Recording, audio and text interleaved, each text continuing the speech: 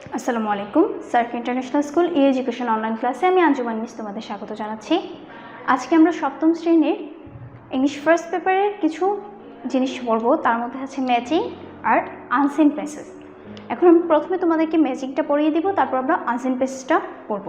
প্রথমে দেখো, এখানে ম্যাচিংয়ের প্রশ্নটা আমি লিখে রেখেছি, এখন আমি তোমাদেরকে সলভটা করে দিব। দেখো, patience means though it brings every religion emphasize if we keep. আর এদিকে কলাম বি তে আছে suffering, it also brings finally lots of comfort. One of the best virtues of human being. Patience, we must be rewarded. The ability to wait without any complaint. Patience.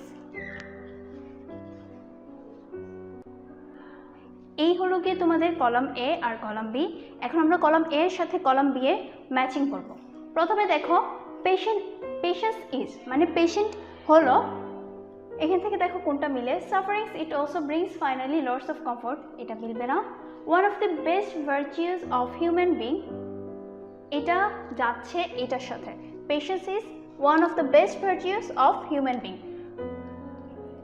ধৈর্য হলো মানুষের গুণগুলোর মধ্যে অন্যতম, তার মানে এখানে হবে ওয়ানের সাথে যাবে এইটা, ওয়ানের সাথে যাবে বি। এখানে আমরা যদি লিখি 1 প্লাস বি। তারপর দেখো, patience means suffering it also brings finally lots of comfort, হবে না, এটা তো শেষ। Patience we must be rewarded, যাবে না। The ability to wait without any complain, এটা হচ্ছে এটার সাথে মিলছে, তাই আমরা এখানে লিখতে পারি যে patient means the ability to wait without any complain, তাহলে 2 এর সাথে যাবে ডি। তারপর দেখো, থ্রো ইট ব্রিংস, পেশেন্স আছে আর আছে এটা, তাহলে এখান থেকে এই দুইটা থেকে কোনটা যায় দেখো। থ্রো ইট ব্রিংস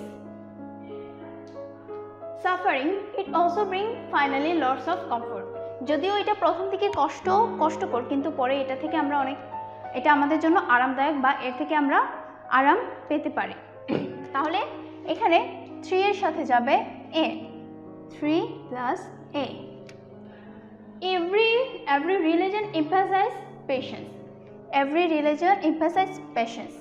সব ধর্মের মধ্যেই ধৈর্যকে বিশেষায়িত করা হয়, সব ধর্মের মধ্যেই ধৈর্যকে বিশেষায়িত করা হয়। তাহলে হবে 4 হবে ই।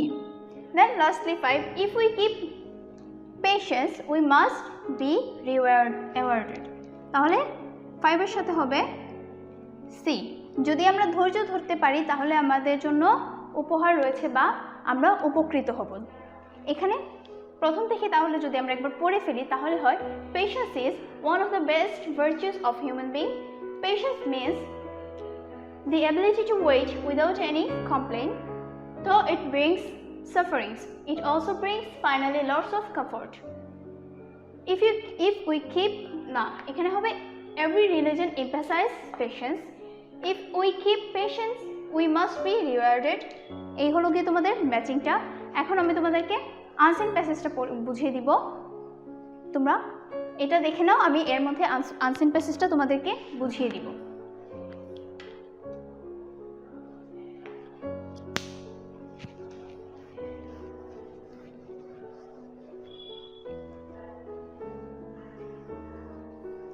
আনসিন প্যাসেজটাতে থাকে উইদাউট ক্লোজ। একটা আমাদের দুই ধরনের ম্যাচিং থাকে, একটার মধ্যে থাকে উইথ ক্লোজ, একটার মধ্যে থাকে উইদাউট ক্লোজ। দুইটাই আনসিনের পার্ট থেকে থাকে। তো উইথ ক্লোজ যেটা থাকে সেটা মোটামুটি ইজি থাকে, সবাই পারে। উইদাউট ক্লোজটা একটু বুদ্ধি খাটিয়ে লিখলেই পারা যায়। প্রথমে একবার প্যাসেজটা ভালো করে পড়ে নিলে উইদাউট ক্লোজের আনসিনটাও সুন্দরভাবে লেখা যায়। এই হলো তোমাদের without ক্লোজের প্যাসেজটি।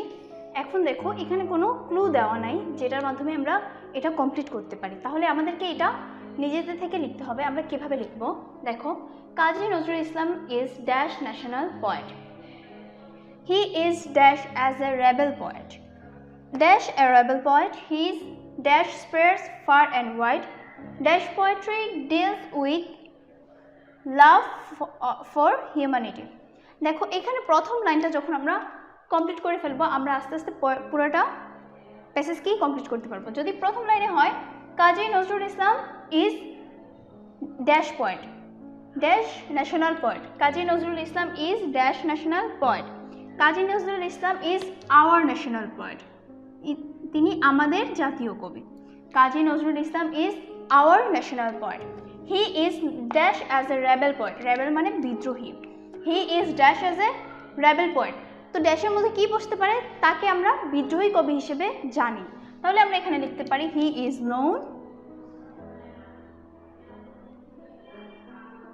known as a rebel poet. এখন দেখো dash a rebel poet his dash spreads far and wide, এখানে হবে